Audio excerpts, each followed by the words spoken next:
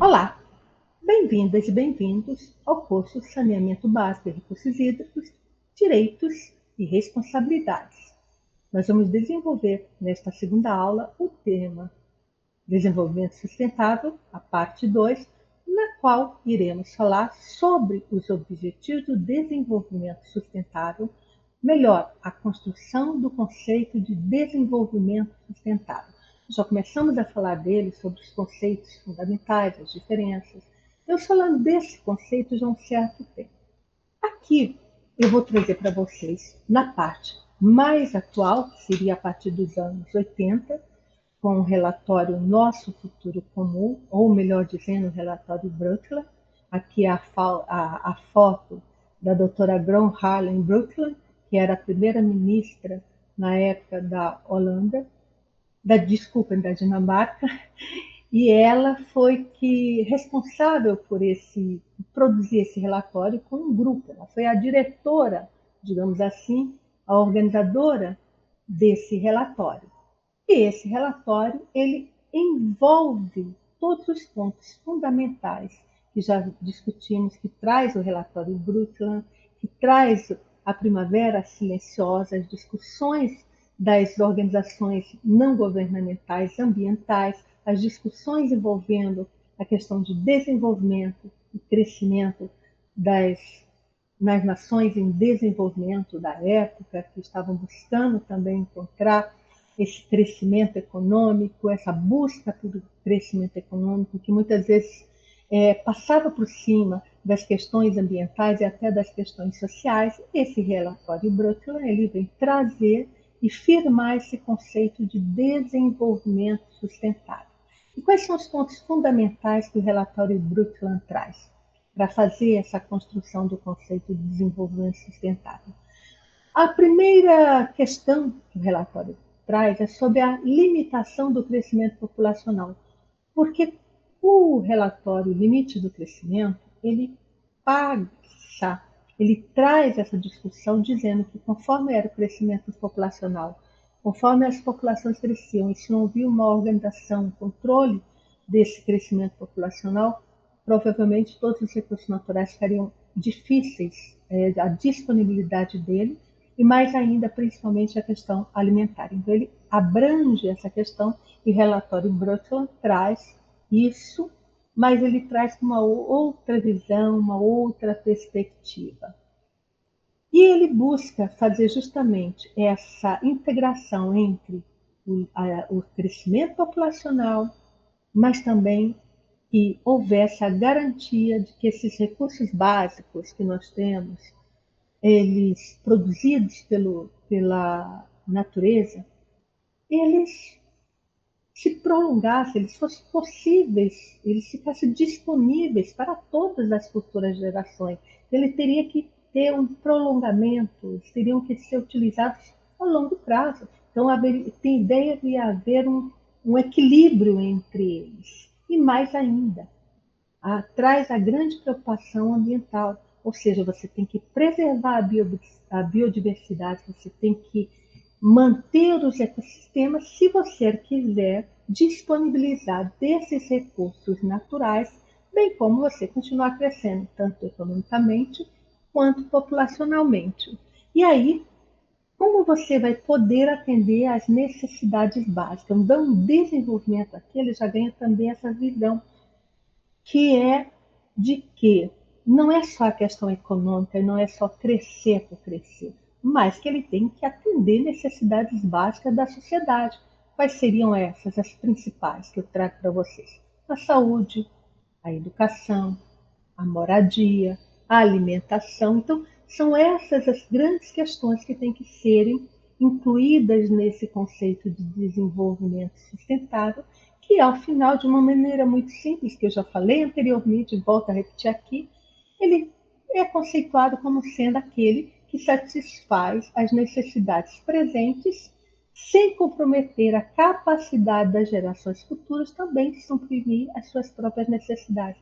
E seriam, entre elas, essas necessidades básicas. Então, Esse é o conceito que nós utilizamos, é o conceito que, de modo geral, todos nós, quando falamos de desenvolvimento sustentável, ou seja ele um administrador público, seja ele um gestor público, seja ele a sociedade no seu todo, todas as pessoas interessadas que fazem parte do processo decisório, a sociedade de modo geral, acaba incorporando.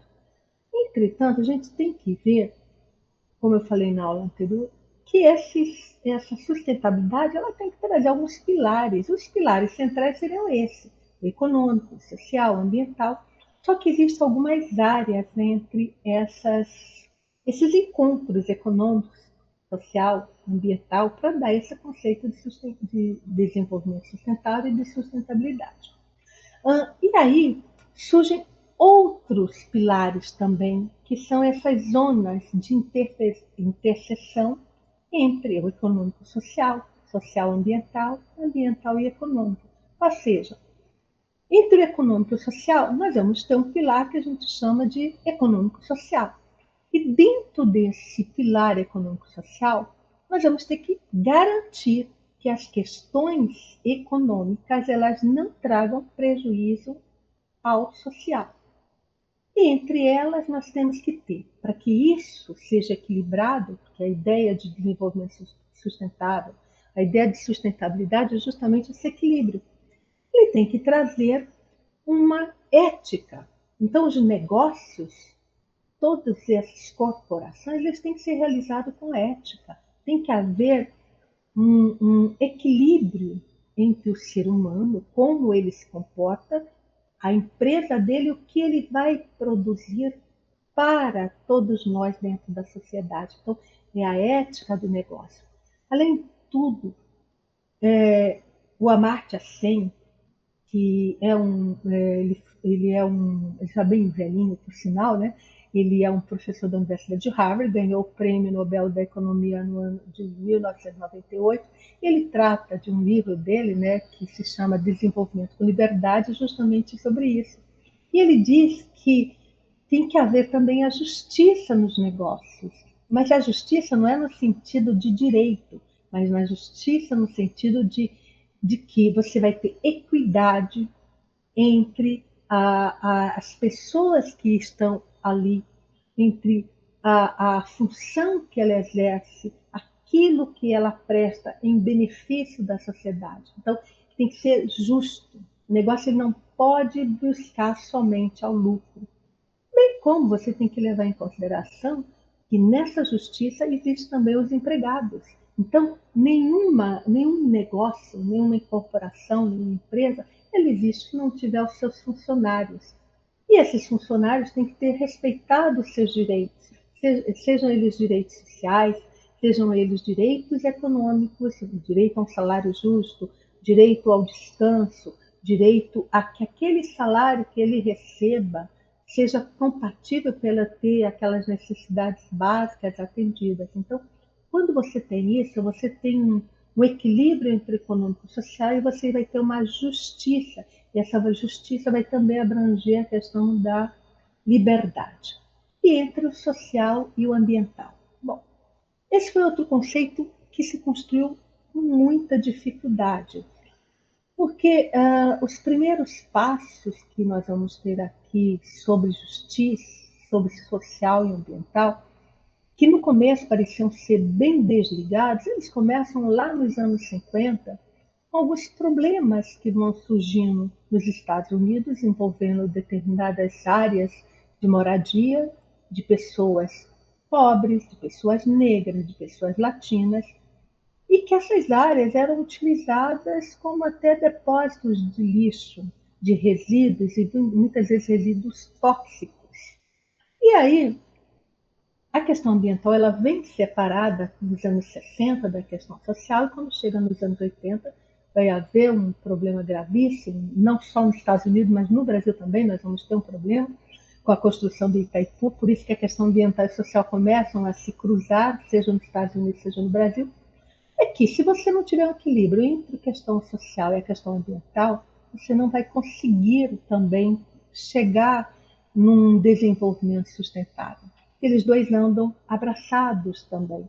E aí tem-se o conceito, que a gente chama que é um conceito importante, de justiça ambiental. Ou seja, a justiça ambiental é que esses recursos, os elementos da natureza, eles estejam disponibilizados também para as pessoas é, pobres, de modo geral, as pessoas levando em consideração que essas áreas, geralmente, elas, seja nos Estados Unidos, seja no Brasil, essas áreas de periferias, onde geralmente foi o grande problema, seja com a construção de uma usina hidrelétrica que retirou as pessoas das suas moradias, não dando a elas nenhum direito, não dando a elas condições econômicas de uma boa moradia, de lugar decente para elas morarem, isso fere esse princípio de justiça, isso também vai ferir a questão ambiental. E, com isso, você tem que ter o manejo dos recursos naturais para terem disponibilidade para todos, de maneira igual, né? E que essa desigualdade do uso desses recursos naturais por todos, ele seja superado. Então, por isso que existe a ideia de que você tem que ter também o manejo dos recursos naturais, seja ele sob o ponto de vista local, seja ele sob o ponto de vista global. Passando pela vertente da interseção entre o ambiental e econômico, a gente vai cair numa área também que é muito difícil, que nós encontramos até hoje, que como manter esse equilíbrio, principalmente diante de grandes corporações, de grandes empresas, principalmente essas empresas que ganham caráter internacional, ou empresas que têm uma relação muito direta com governos, que acabam misturando os seus interesses corporativos com interesses econômicos e interesses de governos e acabam passando por cima as questões ambientais.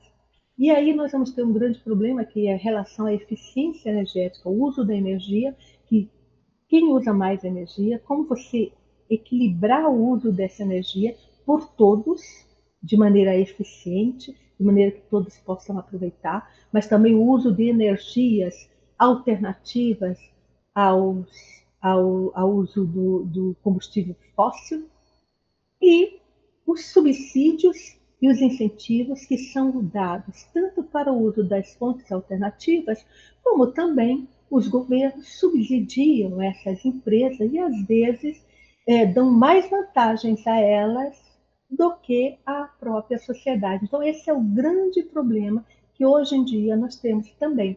Como equilibrar essa questão ambiental, essa questão econômica, esse caminho aí, principalmente no que se chama não só do uso dos recursos naturais, mas também e principalmente porque a energia ela é importante para o desenvolvimento, ela causa desenvolvimento, a energia ela gera crescimento, crescimento econômico, crescimento social, mas também ela tem que dar crescimento ambiental e gera desenvolvimento, mas esse desenvolvimento ele tem que ter essa equidade. Então esses são alguns pilares que o Amartya Sen ele traz na sua discussão, não só Amartya Sen, quando a gente fala do Amartya Sen, mas também nós temos o Inácio Sasti, que também tem um livro que é sobre desenvolvimento, e ele traz justamente essas questões que a gente está refletindo aqui com vocês. Bom, passando um pouquinho a mais sobre isso, nós temos também outros pilares. E quando a gente começou a falar de desenvolvimento sustentável, falando somente sobre os pilares, econômico, social e ambiental, mas também ele se amplia. O Amartya Sen ele e o Sashi, eles trazem essa ampliação. Então, eles dizem que nós não temos só um aspecto econômico, social, ambiental, mas também nós temos o aspecto cultural, o aspecto político, que vão interferir nessa sustentabilidade. Então, como se faz um crescimento cultural, aproveitando a cultura, aproveitando o desenvolvimento daquela região, com aquela cultura que ela tem, com aquela região que ela tem e a questão ambiental. Mas também nós temos os aspectos políticos que vão influenciar nessa cultura, que vão refletir no ambiental, vão refletir no econômico, vão refletir no social. E aqui o Sashi, nesse livro que eu falei sobre desenvolvimento includente, sustentável e sustentada, é o nome do livro, ele traz as 8 dimensões, que são as considerações dele, sobre o que venha a ser uma sustentabilidade que vai realmente gerar um desenvolvimento sustentável. Ele fala, você tem que ter um desenvolvimento social, você tem que ter a sustentabilidade social, a sustentabilidade econômica, a sustentabilidade cultural, a sustentabilidade espacial, a área, território, a sustentabilidade ambiental, que essa é a principal, se a gente for observar, a sustentabilidade da política nacional e a sustentabilidade da política internacional. Essas 8 dimensões, na bibliografia que eu disponibilizo a vocês, vocês poderão desenvolvê-las melhor.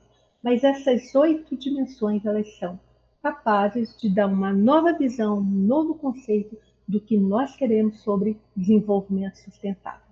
E aqui eu trago para vocês outros documentos que eu já falei anteriormente, mas que eles também trazem esses conceitos sobre o que seria desenvolvimento sustentável. Como eu falei para vocês, o conceito de desenvolvimento sustentável ele é multidimensional, ele vai abranger várias áreas e ele vai ter alguns conceitos que vão se alterando, porque como a sustentabilidade ele vai sofrendo alterações, tanto levando em consideração o tempo e a dinâmica que move toda a nação, todas as transformações populacionais e culturais que nós temos. O Agenda 21 ele traz um conceito dizendo que o desenvolvimento sustentável é aquele que atende às necessidades do presente, sem comprometer a possibilidade das gerações futuras atender às suas próprias. Esse aqui é o conceito desenvolvido pelo relatório Brundtland. E Inácio Sachi, ele diz que desenvolvimento sustentável vinha a ser muito diferente de crescimento. Ele é um desenvolvimento ambientalmente prudente, sustentável e socialmente responsável. Então, a palavra responsável surge nessa ideia de desenvolvimento sustentável que Inácio Sachi traz. E ele é voltado para uma qualidade de vida superior e que seja equitativamente distribuída, ou seja, tem que haver uma igualdade entre as partes, você tem que distribuir para todos, usufruírem da mesma forma, da mesma maneira, esses elementos todos que nós estamos apresentando.